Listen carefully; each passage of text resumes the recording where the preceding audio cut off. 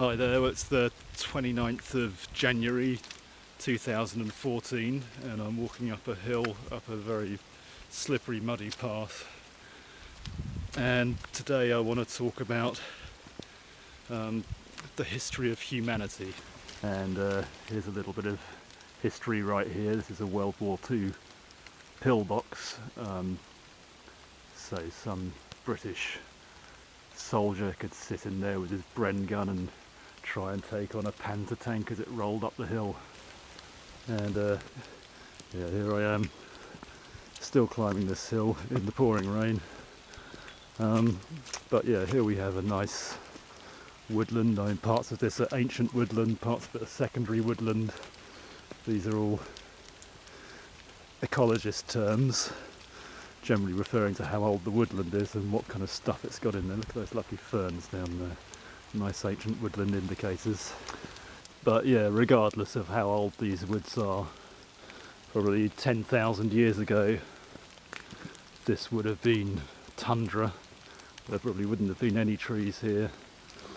And about 20 miles to the north of here would have been the extent of the Arctic ice cap. And there's your World War II pillbox down at the bottom there. Yeah, so 10,000 years ago this would have been tundra. Then gradually the ice age started to end, the ice started to recede, and trees, mammals, birds, all kinds of creatures came in and colonised the newly emerging land that was previously under ice. And amongst those colonising mammals were human beings. There goes a coloniser to this country, a grey squirrel, an American introduction brought here by human beings.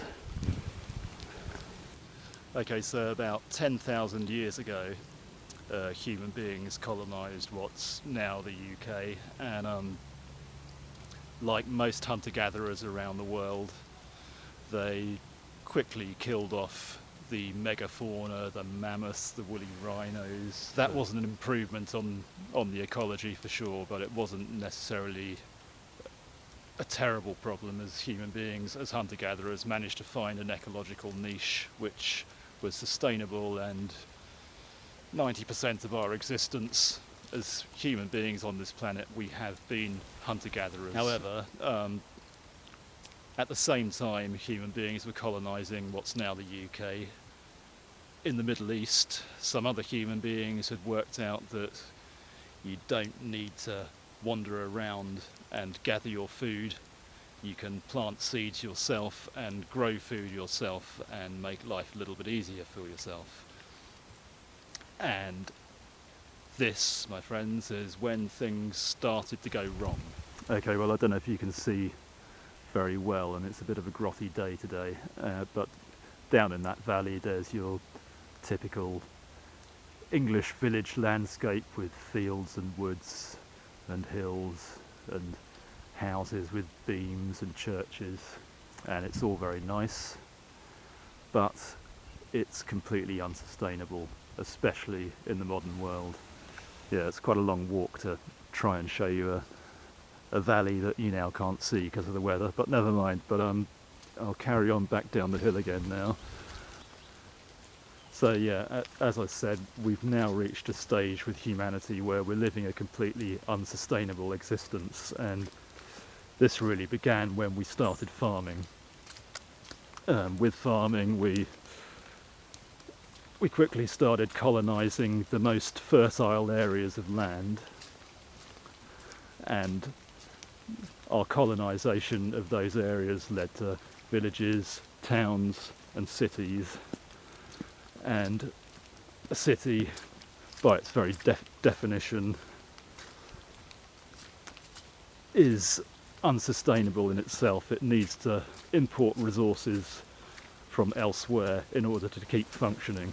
So with farming also came population growth and excess labour, which could be put to other tasks, and eventually, through increased technologies and the labour available to apply those technologies and create those technologies in the first place, we began to industrialise. Okay, so we moved towards industrialisation at that point, and for a long time our main fuel source was wood, but eventually we discovered coal and used the use of coal and combined that with our discovery of iron and making iron tools and iron machines, and then the process of industrialisation really kicked in. But it didn't get going really hard until we discovered oil, and oil energy came to the fore, and this enabled human beings to do pretty much whatever they like with the I'm trying to climb over a fallen tree here. Yeah, this enabled human beings to do pretty much whatever they like when it comes to exploiting their environment. So just to recap, when we discovered farming, we started impacting on the ecology through altering the environment to the detriment of other living things and increasing our own population also to the detriment of other living things. Oh, I can't go down another tree down there. And this problem has only increased with our improved technologies and our discovery of coal followed by oil. So yeah, we've now got oil energy, and we've had it for the best part of 100 years, and there's now more than 7 billion people on the planet, and all those 7 billion people want to live like Americans do, and quite simply this isn't possible, but people are going to keep trying all the same. So that English village landscape I showed you, that probably was sustainable 100, 200 years ago,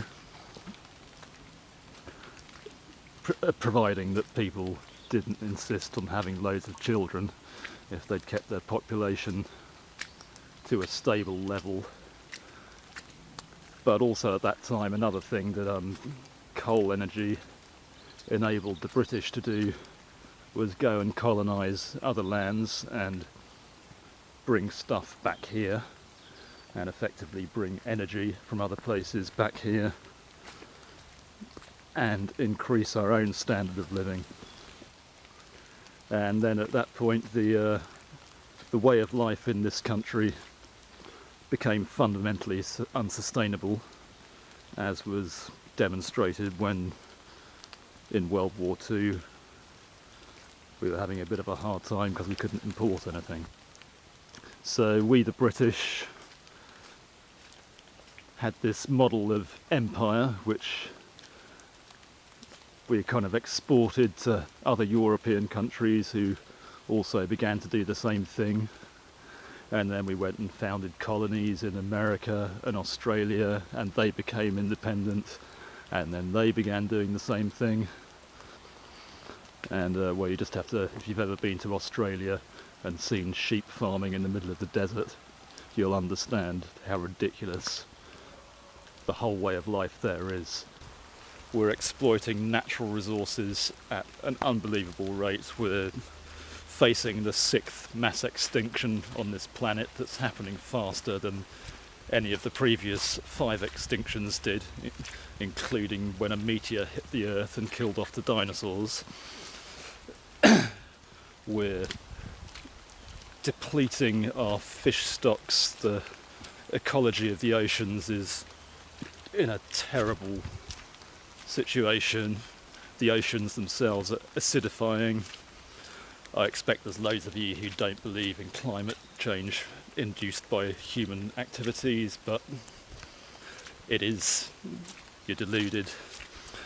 And there's a whole world of environmental problems that come down to our overconsumption and our overpopulation. And this really is the number one problem on this planet. And the other problem when trying to deal with this is most people, to a degree, including myself, live in a world of delusion that they don't understand that this is what is actually happening to us.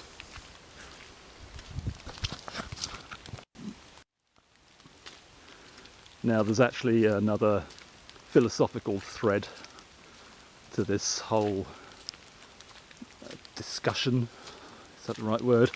But yeah, there's some evolutionary psychologists and philosophers who think that when we developed self-awareness, things started to go wrong.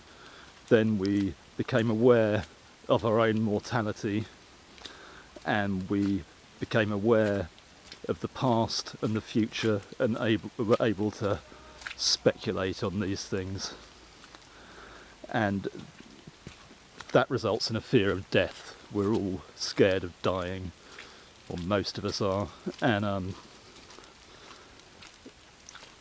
that fear of death makes us want to try and do something about it, and we end up believing in an afterlife, or we end up trying to give ourselves some kind of immortality through living through our children, or creating great artworks that, God, it's really muddy here, creating great artworks, or technologies, things that we will personally be remembered for, and that kind of gives us some comfort. But a byproduct of this fear of death is our disassociation from the natural world.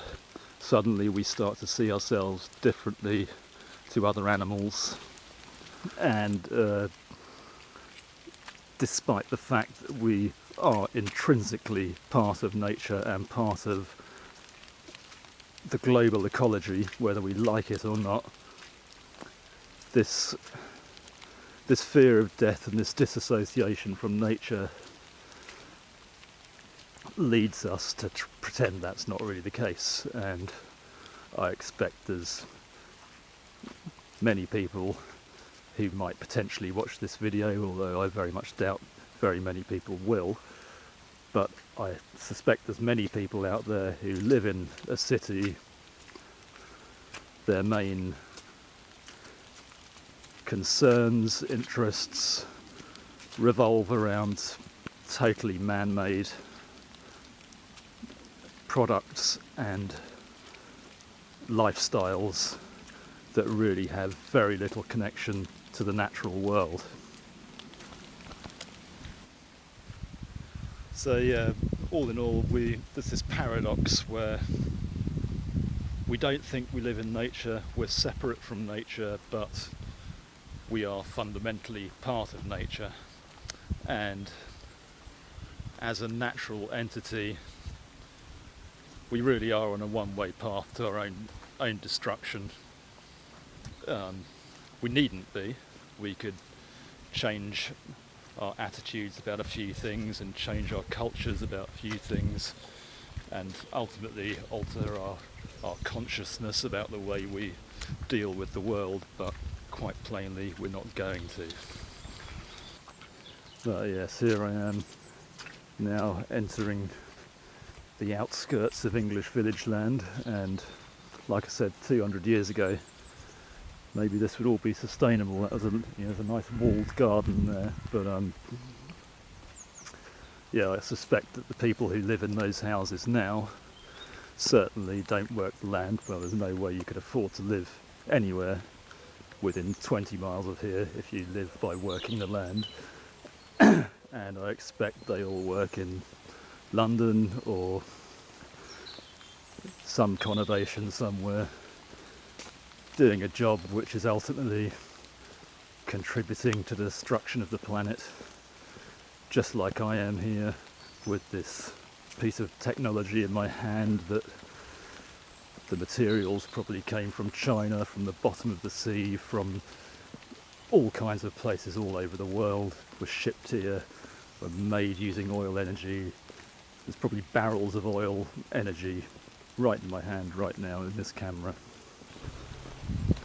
And just to add to that unsustainability of the English village, this nice natural looking landscape looks, well, it's not natural at all, but for sake of argument, this is a nice natural looking landscape, and the only reason this is still here is because of legislation and regulation preventing London, which is about 30 miles that way, but the urban sprawl of London is about 10 miles that way. Regulation and legislation is preventing that from moving and building over all of this. It's not here because it's untouched, it's here because it's protected by law. So yeah, the future for humanity isn't looking too great. Nature will carry on regardless. I mean, the resilience of nature is quite amazing. And for instance, there's a slime mould which actually lives in the sarcophagus of the Chernobyl fuel rods and is growing in this monumentally radioactive environment and doing quite nicely, thanks. But as for human beings, will we still be around in 50 years' time? We may well be, but one thing I guarantee is the way of life we have now will be long gone.